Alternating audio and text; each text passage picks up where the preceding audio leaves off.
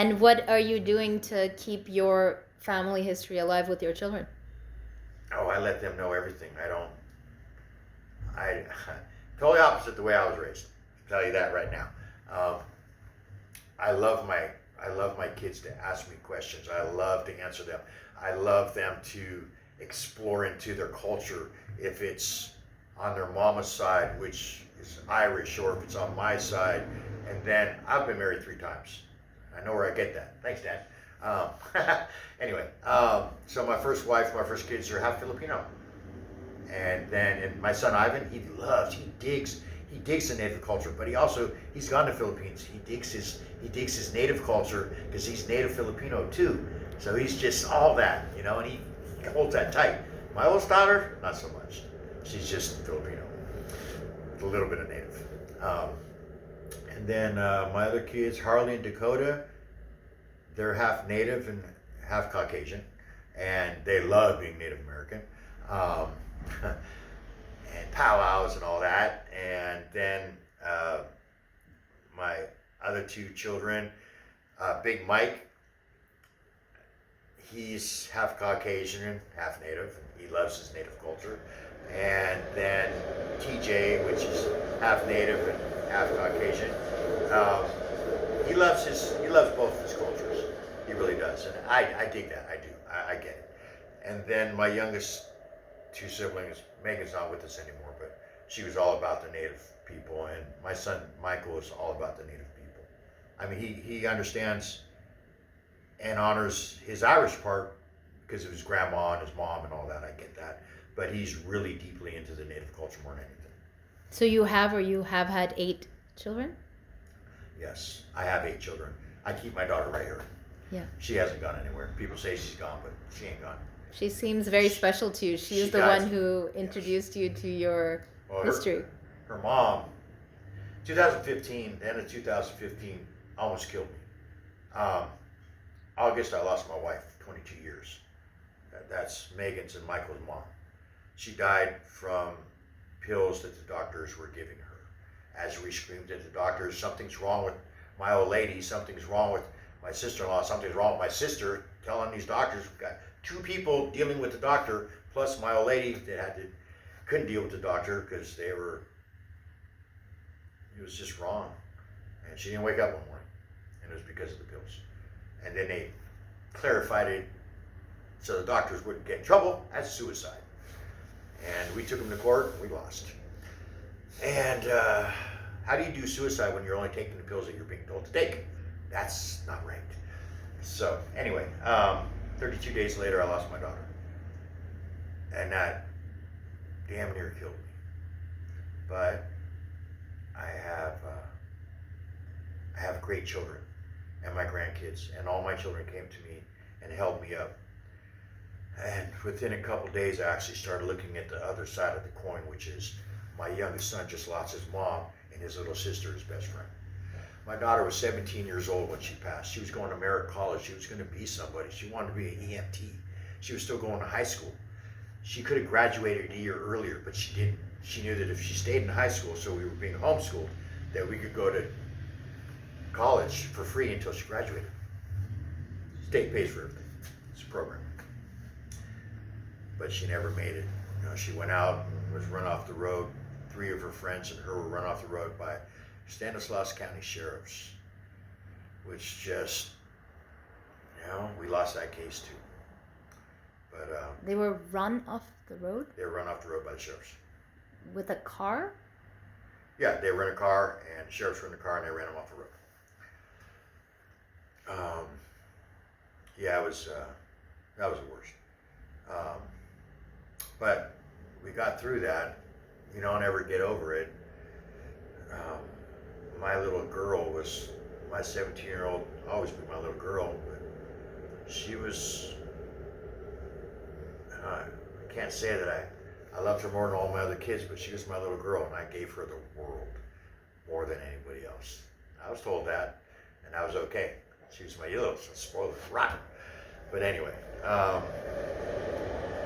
we learned how to endure after that, how to live. Just got deeper into ceremony. I was going to ask, did your native culture help in Oh, healing? big time.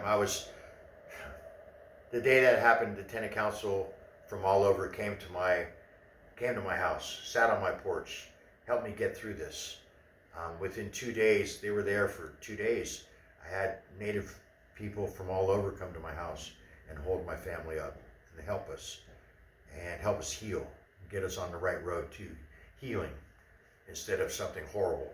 So we went to ceremony, Sweat Lodge immediately within a couple days. I was feeding groups at that time. We were doing Idle No More. We were doing the refinery walks in Richmond, Vallejo, Rodeo. You were protesting against the Chevron refinery. Yeah, in with Richmond. Idle No More, Penny Opal Plant, and her groups. And I would cook for them. I cook for a lot of Native groups. So this is one of the things that I was doing. Wounded Knee actually said, "You got to cook for us." So I had to cook. Wounded Knee said, "I got to cook. I'm cooking." And so I started doing that. But I had all these things. Then we had the Indigenous Peoples Gathering 3 days after my daughter passed. But this is something that we gear up for. So I felt that I had to keep this going. So I went, we did the ceremony, 3-day ceremony, cooking for all these people, cooked for 150 people, breakfast, lunch, and dinner for 3 days. On the second day, they had a bear dance, and the bears called me into the circle, which has never happened. They knew I was hurting inside. They knew I was devastated. I was cooking, I was functioning, but I don't know, man. The first couple weeks after my daughter died, I don't remember too much of anything. But everybody says I was there, and I functioned, and I cooked. When I went to the bear dance, the bears will take within the bear dance, the medicine behind the bear dance. Let me explain that to you. The bears will take your hurt, your sorrow, your sickness, and puke it into the fire that they dance around. You're standing on the outside of this arbor, this circle, sacred circle, and the bears are dancing and moving and praying, taking your sicknesses from you. And then within, I don't remember, but I just know that there was 4 bears holding me and pulling something out of me to where when it was over, I felt just okay. And I felt wrong to feel okay. I felt confused. I felt so, yeah. But before I left the ceremony, I talked with a couple of elders, and they explained to me the feelings I was having. That it's okay to feel the way I was feeling. It's normal. And so as the days went on, as the ceremony ended, I noticed that I could walk a little taller. I started feeding the people more. I'd get off work and take 10% of every check I'd get from each job, and I'd go towards the program. I righteously started a feeding program. We were feeding like 50 families a month. It kept me busy, so when I was off work, I'm cooking, I'm feeding people. I'm staying busy, staying focused.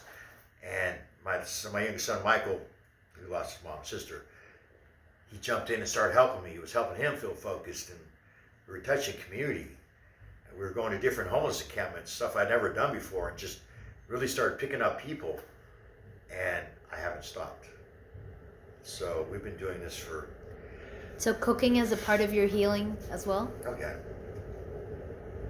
I'm happy when I'm cooking. I could have the worst day and jump in the kitchen. I'll say, day's all good. But yeah, that's my healing. And then I've learned to take that healing and make good medicine into my food and be able to heal people with my food and with conversation. Because the good medicine comes also because of your intention that you're putting into your cooking? Yes. So things that I've learned now as an elder, I'm understanding so much more, to where my healing, putting my healing into my food is not just healing me, but it's healing other people. It's healing. So we don't just feed Native American groups. We have Mother's Day powwow coming up, which is Mother's Day weekend. Go to Stanford. drive up University, drive into Stanford, you'll see the big signs. You'll hear the drums. Come check us out. First of all. Second of all, doing these ceremonies, as I was saying, the food. So it's not just the native ceremonies that we feed, or the homeless encampments, or Fred Finch Youth Center. I deliver to elders that can't get out, so I get to make sure they got coffee, rice, fresh vegetables at least once a month. And then we have other small ceremonies. So we have groups in Courage that at our it's called the Youth Power Zone, YPZ, over in Fruitvale, 35th Avenue. And we have the Deep Dream Beyond Bars group. So I feed these youngsters not just food, but we have conversation. And it's really important that you uplift these youngsters and give them pride of themselves, and so they walk tall. Some of them might have issues, but I won't know that until they come to me and talk to me about it.